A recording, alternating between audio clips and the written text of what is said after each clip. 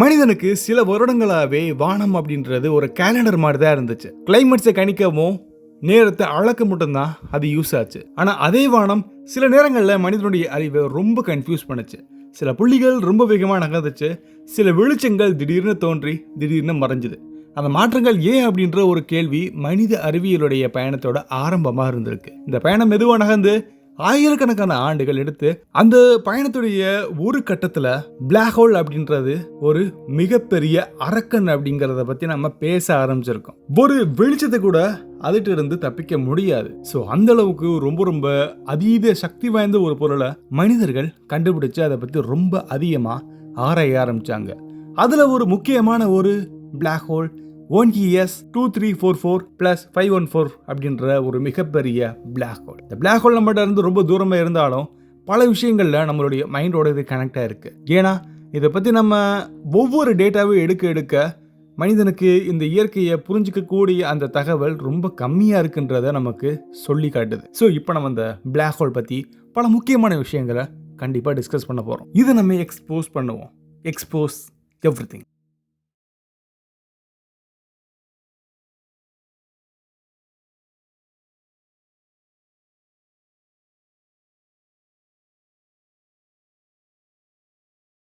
Black hole அப்படின்ற ஒரு எண்ணம் முதல்ல அது வெறுமனே ஒரு மேக்ஸாகவும் ஒரு குறிப்பிட்ட இடத்துல கிராவிட்டி அதிகமாச்சுன்னா என்ன ஆகும் அப்படிங்கிற ஒரு கேள்விக்கு நியூட்டன் கொடுத்த ஒரு பதிலாக மட்டும்தான் இருந்துச்சு. பட் அது பதில் நமக்கு பத்தவே இல்லை. அதனால ஆல்பர்ட் ஐன்ஸ்டைன் ஸ்பேஸ் டைம் அப்படின்ற ஒரு கருத்தை அறிமுகப்படுத்தினார். இடமும் காலமும் தனியாக இல்லை, அது ஒன்றுக்கு பிணைக்கப்பட்ட ஒன்றுன்றதா அவருக்கு நம்பினார். இந்த பிணைக்கப்பட்டதுனால ரொம்ப அதிகமாக இருக்கக்கூடிய, அதாவது மேஸ் அதிகமாக இருக்கக்கூடிய ஒரு பொருள் இருந்துச்சுன்னா இடம் காலம் வளைஞ்சிடும். இந்த வளைவு ஒரு எல்லையை தாண்டுச்சுன்னா அங்கிருந்து வெளியே வர எந்த விதமான சாத்தியக்கூறுமே இல்லை. இதுதான் நம்ம ஈவென்ட் ஹொரைசன் சொல்றோம். இது பிளாக் ஹோலுடைய அடையாளம். மனிதன் இதை நேரடியாக இப்போ வரைக்கும் பார்க்கவே இல்லை, ஆனால் அதோடைய விளைவுகளை நம்மளால கால்குலேட் பண்ண முடியும். அதே மாதிரி தான் ONES 2344 + 514 அப்படின்ற ஒரு கேலக்சியுடைய மையத்தில் இருக்கக்கூடிய சூப்பர் மேசிவ் பிளாக் ஹோல். அதை பார்க்க முடியலைனாலும் அதை சுற்றி இருக்கக்கூடிய பல செயல்பாடுகள் மூலியமா அதை நம்ம அடையாளம் பார்க்க முடியுது. இந்த பிளாக் ஹோலுடைய நிறை, இதோடைய மேஸ் சூரியனோட பல கோடிக்கணக்கான மடங்கு அதிகமாக இருக்கு. இது ஒரே நாளில் உருவானதில்லை. ஆரம்ப பிரபஞ்சத்தில் இருந்த சின்ன ஒரு கருந்துளை, அதை சுற்றி இருக்கக்கூடிய கேஸ், டஸ்ட், பக்கத்தில் இருக்கக்கூடிய நட்சத்திரங்களை எல்லாமே அப்சர்வ் பண்ணி மெதுவாக வளர்ந்துருக்கு. இந்த வளர்ச்சி வெறுமன ஒரு சைலண்டான ஒரு ஆக்டிவிட்டி இல்லைங்கிறது நமக்கு தெரிஞ்சாலும் உண்மையிலேயே அது ரொம்ப ரொம்ப எனர்ஜியான ஒரு பவர்ஃபுல்லான ஒரு ஆக்டிவிட்டியாக இருக்கும். பிளாக் ஹோல் தன்னை சுற்றி இருக்கக்கூடிய பொருளை டைரெக்டாக எடுக்காது, டைரெக்டாக அது சாப்பிடாது. ஃபர்ஸ்ட் அது ஒரு ஆக்ரோசன் டிஸ்கை கிரியேட் பண்ணும். அந்த டிஸ்கில் ஒரு சுழற்சியில் உராய்வு ஏற்பட்டு வெப்பம் அதிகமாகுது. இந்த வெப்பம் ஒளியாக மாறுது. அந்த ஒளி தான் மனிதனுடைய கண்ணுக்கு கருந்துளை இருக்கிறது அப்படின்றத உணரக்கூடிய ஒரு வழிகாட்டியா தெரியுது. இப்போ நம்ம பார்க்குற பிளாக் ஹோலுடைய டிஸ்கில் ரொம்ப அதிகமான ஆக்டிவிட்டிஸ் இருக்கு. ஏன்னா ஒரு ஆக்டிவ் கேலக்டிக் நியூக்ளியஸ் அது இருக்கு அப்படிங்கிறத நமக்கு ரொம்ப அழகா வெளிச்சத்தோட நமக்கு வெளிப்படுத்துது. அது மையத்தில் இருக்கக்கூடிய பிளாக் ஹோலுடைய சாப்பிடும்போது ஏற்படக்கூடிய நிலை ஸ்டேஜ்னு நம்ம எடுத்துக்கலாம். பிளாக் ஹோல் அதை சுற்றி இருக்கக்கூடிய பொருட்களை உள்ள இழுக்குது அப்படின்னா அப்போ ஒரு விளைவு ஒன்று ஏற்படும். அதை ரிலேட்டிவிஸ்டிக் ஜெட்ஸ்ன்னு சொல்லுவோம். பிளாக் ஹோல் சுற்றி இருக்கக்கூடிய மேக்னெட்டிக் ஃபீல்டு, அதாவது காந்த புலங்களையும் அதை சுற்றி இருக்கக்கூடிய பல பொருட்களையும் டிஸ்கில் இருக்கக்கூடிய தூசு பிளாக் ஹோலுடைய துருவ பகுதி வழியை ரொம்ப வெளியே தள்ளும், ரொம்ப வேகமாக வெளியே தள்ளும். இந்த துகள்கள் ஒளியோட வேகத்துக்கு அதிகமாக போகிறதுக்கு வாய்ப்பு இல்லைனாலும் அட்லீஸ்ட் அந்த வேகத்துக்கு பக்கமாக கூட அது போகலாம். ஸோ அந்த வகையில் இப்போ நம்ம பார்க்குற பிளாக் ஹோலுடைய ஜெட்ஸ் நம்மளுடைய பார்வைக்கே நேரடியாக இருக்கு. அதனால இந்த பிளாக் ஹோலுடைய செயல்பாடுகள் நமக்கு ரொம்ப தெளிவாகவே தெரியும்.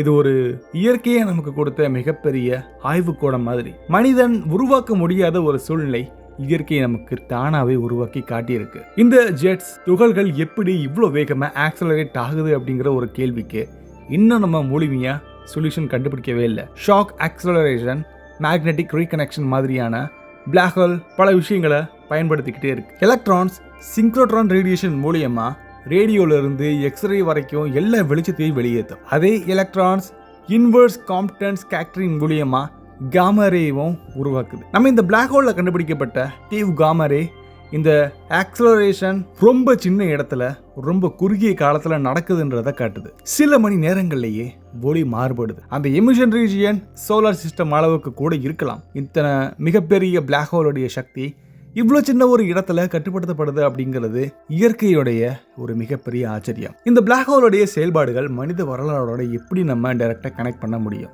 நம்ம பார்க்குற வெளிச்சம் கோடிக்கணக்கான ஆண்டுகளுக்கு முன்னாடி அங்கிருந்து வெளியே வந்திருக்கலாம். அந்த நேரத்தில் பூமியில மனிதன் கம்யூனிகேஷனுக்கு யூஸ் பண்ணக்கூடிய லாங்குவேஜோடைய ஒலி தென் எழுத்து வடிவம் உருவாக்கவே இல்லை. ஆனால் அந்த பிளாக் ஹோல் அப்போ ரொம்ப அழகாக ஆக்டிவாக இருந்திருக்கு.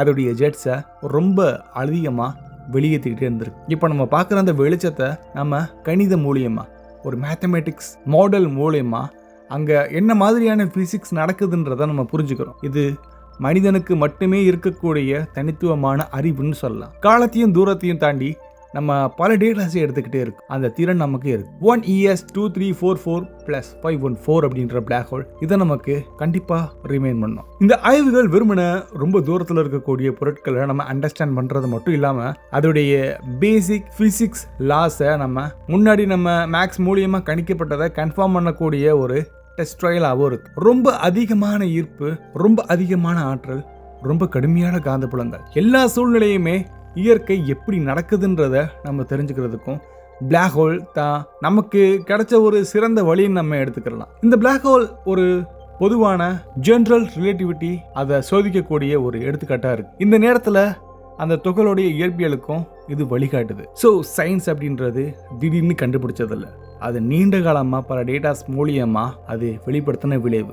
ஒவ்வொரு டெலஸ்கோப்ஸும், ஒவ்வொரு டிடெக்டர்ஸும், ஒவ்வொரு மேக்ஸ் ஈக்குவேஷனும் எல்லாமே சேர்ந்து ஒரு உண்மையை உருவாக்கும். இந்த உண்மை இன்னும் முழுசா கம்ப்ளீட் ஆகலை. ஆனால் ஒவ்வொரு ஆய்வும் அதை கம்ப்ளீட் பண்ணுறதுக்கு ரொம்பவே ட்ரை பண்ணுது. இந்த பிளாக் ஹோல் பற்றி நம்ம இந்த மாதிரியான பல டேட்டாஸை நம்ம எடுத்துக்கிட்டே இருப்போம். ஃபியூச்சரில் கண்டிப்பாக இந்த பிளாக் ஹோல் பற்றி நம்ம ரொம்ப டீப்பாக தெரிஞ்சுப்போம். ஸோ இந்த பிரபஞ்சத்தில் மனிதனோட சின்ன பகுதி மட்டும்தான். ஆனால் புரிஞ்சுக்கிற தன்மை அவனுக்கு மட்டும்தான் இருக்கு. அந்த திறன் நம்ம வானத்தை பார்த்து பயந்த அந்த உயிர்ல இருந்து வானத்தை இப்போ நம்ம மெஷர் பண்ணி அதை அண்டர்ஸ்டாண்ட் பண்ற உயிரா மாத்திருக்கு. ஸோ இந்த பிளாக் ஹோல் அந்த மாற்றத்துக்கான ஒரு சாட்சின்னு சொல்லலாம். ரொம்ப சைலண்டான சயின்ஸ், ரொம்ப மெய் மயக்கிற இந்த பிரபஞ்சம். தொடர்ந்து நீங்க இந்த வானத்தை பார்த்துக்கிட்டே இருங்க.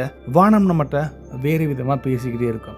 ஸோ நீங்கள் அந்த வானத்தில் பார்க்குற சில பொருட்களை அது எப்படி நடக்குதுன்றதை நீங்கள் தெரிஞ்சுக்கணும்னா நீங்கள் மறக்காமல் நம்ம சேனலை சப்ஸ்கிரைப் பண்ணிட்டு ஃபாலோ பண்ணுங்கள். பல விஷயங்களை நம்ம தெரிஞ்சுப்போம். பல பின்விளை பொருட்களை நம்ம ஆராயலாம். பாய்.